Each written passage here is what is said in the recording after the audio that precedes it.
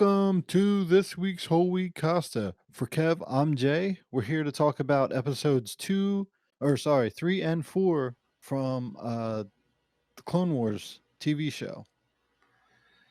Yeah, so both pretty exciting episodes. This is a mid-morning recording session because Jay had a little emergency this morning, so I've been alone with my thoughts about these two episodes for about an hour, but got some things to say. So we're gonna start with episode 3. So, official description of the episode: with the help of his Padawan Ahsoka and Jedi Master Plo Koon, Anakin utilizes new long-range Y-wing bombers to lead a bold strike on General Grievous' warship, the Malevolence, and its destructive weapon. As General Grievous uses the Malevolence to terrorize medical bases, the Jedi rush to defend Republic space. With help from his Padawan and Master Plo Koon, Anakin leads a bold strike mission into enemy territory. So this is a pretty exciting episode. Yeah. So, one thing I did like about this episode is something they mentioned about the clone troopers is the fact that they're like, they said 60,000 clone troopers recovering on the hospital. And they said that like we don't have enough clone troopers to go toe to toe with the Clanka army. They don't have enough. They're outnumbered, so like we can't lose the ones healing. And in the movies, you kind of see the clone troopers and like their numbers. They have tons, and you're like, oh well, maybe they're even. But then you realize that because of this episode that the robot troopers, there's so many more than the clone troopers. So like they're so worried about these 60,000 troopers. Yeah, no, that is a good point. We don't really have a sense of how the scale is for each army. Is this like a Warhammer 40K sort of scenario where there's literally like billions and billions of people? I'm sure somewhere in the extended Star Wars universe these numbers are available. I just don't know them. But from just watching these episodes alone, you don't get a great sense of how big each army is. But where I thought where you're going to go with that was something they pointed out a few times over the last couple episodes. We talked about last time about how each of the clone troopers is unique in the Force, even though they are, clones of each other genetically. And they point out a few times in this episode the difference between how, the Republic treats its clone troopers and how, we've seen mostly Grievous so far, how he treats the droids, how he smacks their heads off, he destroys them, backhands them. It's one of the best things. Like every droid, the droids have their own personalities too. And then Grievous, who's like 95% droid at this point, is just like has no respect for them. Yeah, I wonder if on Grievous's end it's because he, like, I wonder if it's because he is so much droid now, that I wonder if he's resentful, the fact that he was human and now he has to live in this droid body, if he resents the droids because of that. So in Legends, he's not human. He's a lizard person. Ah, well, he was organic before. Yeah. But the thing is, he was an assassin, and basically he was tricked into getting a droid body by the Sith or whoever.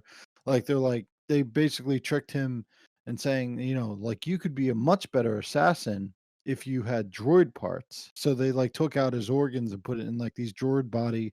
They're like you can just upgrade and upgrade and upgrade, and and he becomes like you know mostly droid and no longer man. Interesting. I wonder. I wonder what his canon story is now, because I remember hearing an interview like years ago where they basically talked about that Grievous was like the early gen of like the Darth Vader technology, that essentially it was like more like a life support technology. That's why he coughs in the movies and stuff, because his lungs are filling with fluid and it doesn't quite work right yet. Right. And he was, I believe he was also burned beyond recognition too, or something like interesting. Yeah. I don't know. The first sort of note I had about this episode was, and honestly, there's a lot of funny things between these two episodes, but one of the battle droids saying that they still can't seem to hit anything, even though the targets were basically stationary. I thought that was kind of Right. funny. Uh, and then the fact that again, the fact that how they treat the clone troopers differently than how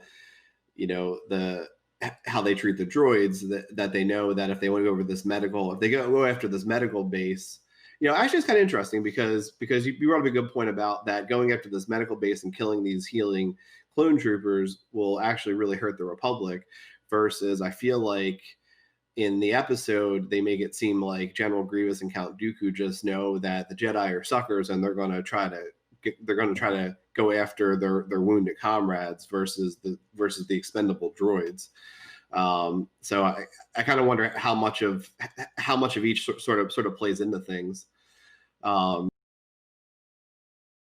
it goes on too, or the other stuff as the episode goes on too. I liked, we see a little more of the relationship between Anakin and Ahsoka, that, I feel like he really cares about her because to pick her as his gunner instead of her in her own ship. I think he's trying to protect her a little bit. And then the check-ins will always be cool. The like Shadow 1 checking in, Shadow 2. Yeah. And I feel like that's always sort of a little bit of a cheesy throwback to the original. I think it's as important as like the Sith and the Jedi. Like it just shows, it shows the overarching, story of like, this is more than the Sith and Jedi. Like there's real people and there's real militaries that, that have to fight in this. Yeah, that is true, and that's again comparing this to like some like a more brutal universe, like a Warhammer 40K, which it was only in my head now because you talked about the numbers issue. It's really easy to see, just to forget about the individual soldiers and the people on the ground when we're talking about these big galactic empires. I think that's why something like like I feel like Rogue One is like people's a lot of people's favorite movie from the Disney Star Wars stuff, and I feel like that shows a little bit more of that stuff too. So Yeah. I like Rogue One. I like the spy stuff in the beginning. Like it feels like a real spy movie, and then they kind of like Star Wars it up. But to answer your question, so I searched it while we were doing this, and the initial clone troopers from Sifo Dyas was 3 million. okay, So it's not that many yeah, in so like a galactic war. yeah, so if you think, well, there's more produced each year as the war went on, but if you think about it that way, you think about there's 3 million people in the DoD for the United States, and you Yeah, think about like us trying to police the world and like how hard it is, let alone an entire galaxy. So that kind of brings you to the point like, okay, how important is 60,000 troops? Very important. yeah, but that really is a tiny number when you consider. And I wonder if this is a thing that like if this were made, if this stuff were made today, if that number would have been bigger. Like if the sheer scale wasn't thought about whenever that number was decided on. Yeah, because you're right, 3 million people, for a single planet is like a pretty good size army, but for an entire galactic empire, like that's basically that's nothing. I mean, that's what, like, 0.0000001% of the population, probably smaller than that. Yeah, there's billions of people. There's probably trillions at least, right? I Yeah. mean, but we see a lot of inhabited planets in this, in this world. But then you gotta realize a lot of the hut controlled planets were left alone. So, be, because like those are, and there's another faction that were kind of left alone too, and then a lot of outer rim planets. But still, even if it's a couple hundred systems, like that's still a lot of people. It's still Yeah. All right, here's a little Rise of Skywalker love then. So if you think about how small that army is, and so I'm assuming that the First Order later is working on similar scales. Then the scene, as many things as are wrong with the Rise of Skywalker, the scene at the end, then where basically just all these ragtag people from across the galaxy come together, they actually probably could have a substantial number of people. You know, if you think about, there's probably trillions of people in the galaxy, and if individual people band together, I mean, that easily overwhelms a few million troopers and starships and stuff. You know, Yeah. one of the, so I think the couple important things in this episode are, you know, we learn a little more about Anakin and we learn a little more about Grievous. I think the stuff about Anakin is, you know, we see a couple things. You know, we see that, you know, so Ahsoka points out about how he leads by example, but it's kind of a problem because, you know, when you're A general. yeah, exactly. Well, even, you know, I guess if you compare it to Game of Thrones, you know, you have the generals, like Robb Stark that lead from the front, and the generals like, you know, Stannis that lead from the rear, you know. But in this case, we're talking about human beings. So if you're a general that leads from the front and leads by example, you know, you're maybe marginally better than your troops at fighting, but you're still in the same category as them. So if you are brave and lead by example and you charge with your men, that's great.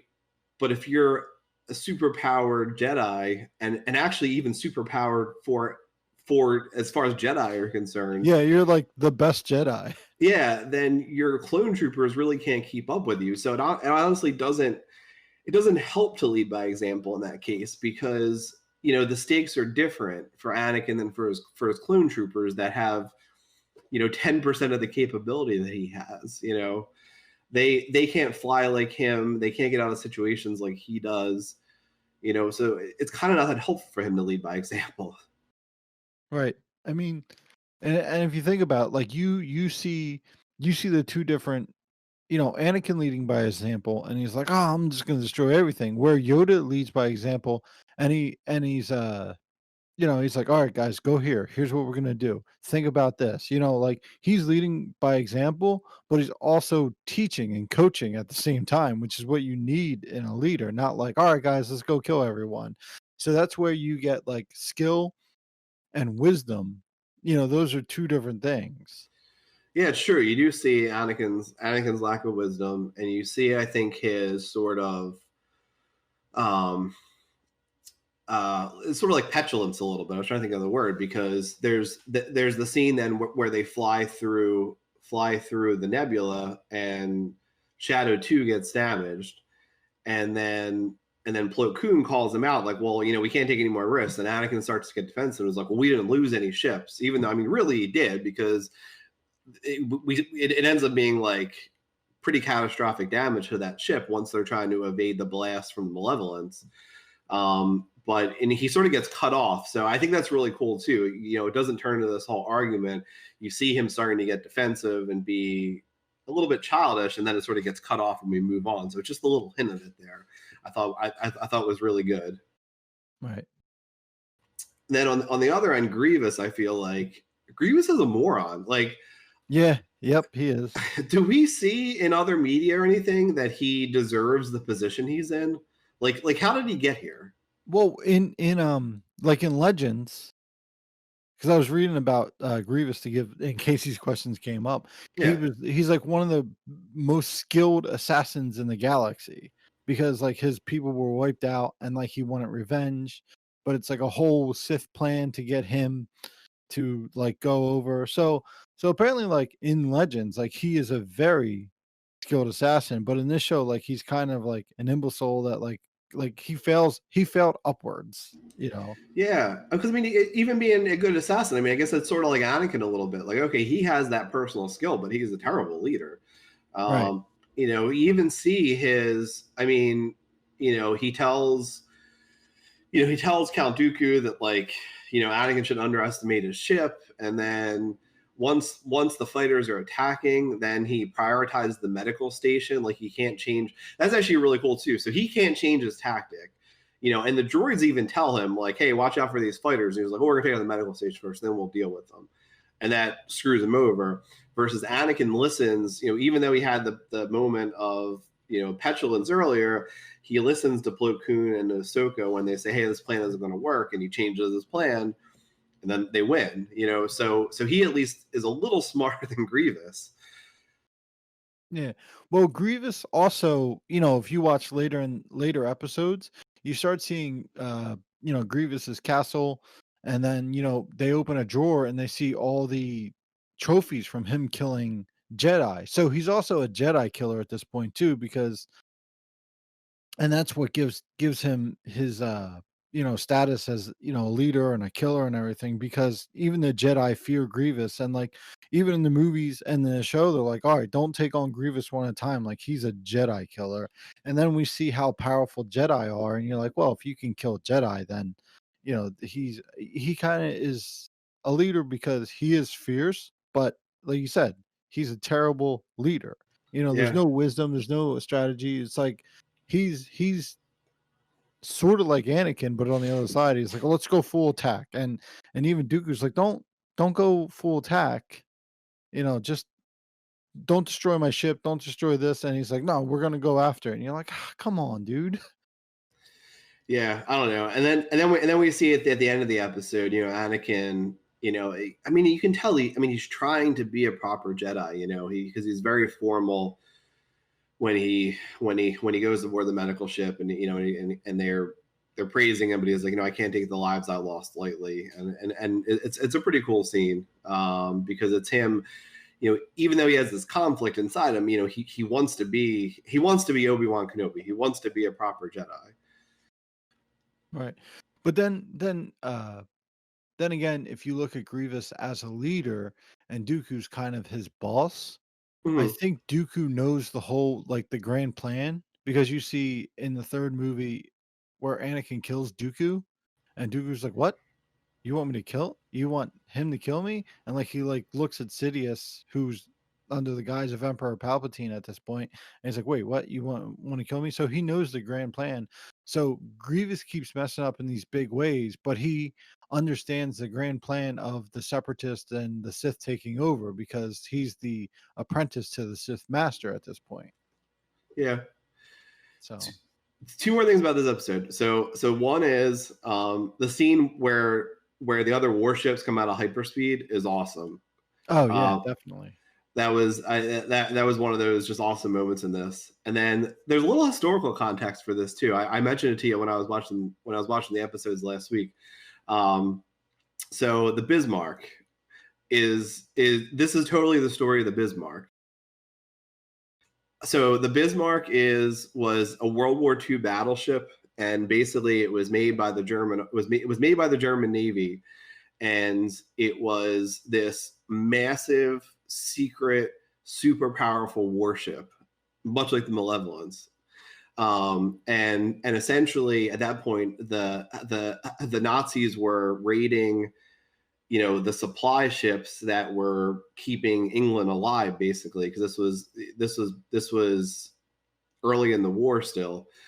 And the idea was, with this giant super powerful warship, they were going to control the seas and just starve England, and this is how they were going to win the war.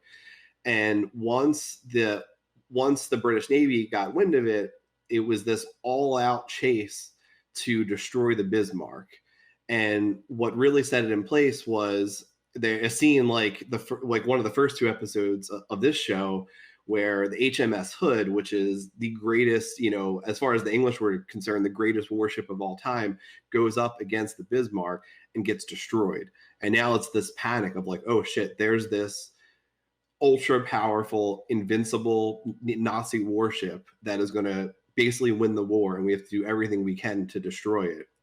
And then what makes the parallels even better is what finally wounded the Bismarck was a basically 16 light bombers, much like the 16 Y wings here. Or I don't know if I said it was 12. It was a little less than 16, but it was like a super similar scene. It was this like last ditch effort of like these just 16 light planes going up against this huge warship, and they managed to damage the Bismarck steering and engine, like they damage like the hyperspeed drive here. And then once they damage that, then these other cruisers come in and surround it and just finish it off in a scene which in my head is probably a lot like those three cruisers, chasing the Malevolence at the end of this. So it's like this perfect parallel with this historical event. So it's really cool. Right. Yeah. So, I mean, I really like this episode. Um, it's a very like action packed and like you definitely see more of the motivations behind, what they're trying to do to keep the clone troopers alive and how much they do care about it. So, it's a good episode. You want to move on to the next Yeah. episode 4? I feel like too. Just a side note, programming note. I feel like when we talk about some of this stuff, like I feel like I would like to just write a little script about how those all the parallels between those two, and just make a little side episode. I think I want to start doing stuff like that, and because I was pretty excited to do this week, so Right. I feel like I need things to work on in between. Episode 4. Let me bring up the uh, the description. So destroy Malevolence. Padme Amidala and C-3PO are taken hostage by General Grievous, leaving Anakin and Obi-Wan to save the Senator and complete the destruction of the Malevolence. Anakin and Obi-Wan chase down the Malevolence, hoping to destroy it before it can escape. But when Padme and C-3PO are captured and held hostage aboard, the Jedi are forced to hatch a new plan. I mean, I like this episode too, but the one thing I kind of like about the writing about this show and compared to other shows and everything, Padme gets on the ship and she was tricked onto the ship. Dooku was like, "Oh, you got to go do something." So plot device. It's a plot device to get her on the ship, and so she's not a damsel in distress. Yet Anakin makes it out that she's a damsel in distress. Like she understands that Naboo first, like the people first. Like don't sacrifice your men to save me. Yeah, no, it's a great point because so in my head when I was watching, I was comparing Padme and Rey, which I'll get to, but that's definitely a really good point that one, the episode sort of subverts expectations a little bit because it sets her up as a damsel in distress even though she's really not. Yeah. But I guess Anakin's like our basically our main character at this point, so I feel like we sort of feel like he feels a little bit, and he definitely does. He's a little chauvinistic. He definitely can't. you know I feel like if she were a male colleague and not someone that he was in love with, he would have treated this whole thing very differently. And he definitely does treat her like she is helpless and incapable when she is very much not. And this is where I would draw the comparisons to Rey, because I feel like for the people out there that would say that Star Wars fans are a certain way because they don't like Rey, with the implication that because she's a woman, no one dislikes Padme. Like I've never, I've never heard a criticism of her in these episodes or in the movies, because she's a capable woman. Some people just don't like Rey. I like her personally, but some people just don't like her. It's I not don't be. I don't like the way they wrote Ray. I don't care if she's a woman or not. They wrote her terribly. So in in the prequel trilogy, which is where we're talking about, basically, they're like, "Oh, you can't train Anakin. He's too old." And like and you're like, "Oh, okay. That makes sense." They can't indoctrinate him early enough because he can have his own thoughts. And then, they train Luke when he's like 17 or 18 or whatever. And then, but you watch his training over a couple years, and he does other stuff and he's one with the Force. And then like Ray, they're like, all right, she's good at everything and her training is complete and she could beat Kylo Ren and all the Emperor's guards or Snoke's guards with Kylo Ren with almost no training, and it just feels real rushed. You don't see any like character development. You don't really see her failing at anything. She's just good. She's just perfect. And you're like, well, she's the best with the Force ever. And you're like, that's just terrible writing. Yeah, exactly, and that's what I think why a lot of people don't, or the people that don't like the character, I think that's why they don't like the character. But there's definitely this faction out there that makes it seem like Star Wars fans are just you know sitting in their mom's basement hating women because they don't like Rey. Yeah. When you have Ahsoka, you have Padme. Like there's a lot of strong women in Star Wars. Yeah. So If they okay, if she's not good at anything, if she's not good at everything, and they just like really, even more bad writing from the episode 7 to like episode 8 after they destroy the Star Killer base, if they were like, Since we've destroyed the Star Killer base, there's been a 6-year Cold War, and you've been training for 6 years. What have you learned? And then she was good at shit. Like I would understand that, but like the movies are like right after another. Like okay, 1, 2, 3, and so you've been training for a couple months, and you're the best ever. Like Ray, I don't I don't care who it was. They could have put like anybody in that role, but it was so poorly written that like you kind of hate the character. Yeah, it is one of those weird writing things where you're right. If there were like a few throwaway lines of dialogue, or even something like in the opening crawl to like explain it, like you could have easily done it. So it's kind of almost like they didn't want to. Right. They were just like, well, here is it. In the words of Donald Trump, it is what it is. Like, yeah, I don't know. I watched a video this week actually. A big Star Wars YouTuber compared Anakin and Ray actually, and his point wasn't how powerful Ray was, but the fact that Ray's goals, Ray's personal goals, always line up with what's the right thing essentially. So there's very little conflict versus Anakin is the opposite. Like his personal goals are always at odds with what's right. So that lack of conflict in Ray, his opinion was is what makes her seem like a perfect character, not necessarily all of her abilities. That she always makes the right decision essentially, Yeah. which normal people don't do. Even normal Jedi's don't do. Yeah. And it's just annoying. Yeah. So a couple of things about this episode. I liked there was a little scene between Anakin and Obi-Wan where he tells Obi his plan. So, I don't know if I'm reading into it too much, but it's different than with Plo Koon last episode where he just says, "Oh, we're taking a shortcut," and doesn't like tell him why. Plo Koon doesn't really ask, whereas Obi-Wan does, but I feel like it just shows some Yeah. of the closeness of their relationship that, he will confide in him and plan with him versus with Plo Koon. He was just, even though he's like an elder Jedi, he didn't really give him that respect to include him in the planning process, Right. essentially. The couple other notes I have, the animation on the lightsabers when they're jumping down in those rail cars was awesome. I thought about that again this morning when I was rewatching these, and then again, there's some pretty funny things when Grievous jumps behind Obi-Wan and says, "Hello there." It's great. Yeah. Yeah. Oh, when you talk about animation, like I know it's all animated, but sometimes like I really forget like I'm watching an animated show. Like some of the animations like really good. Yeah, I really don't like how I'm not the biggest fan about how they drew Padme. I don't know. I don't know why. I feel like everybody else. I don't know.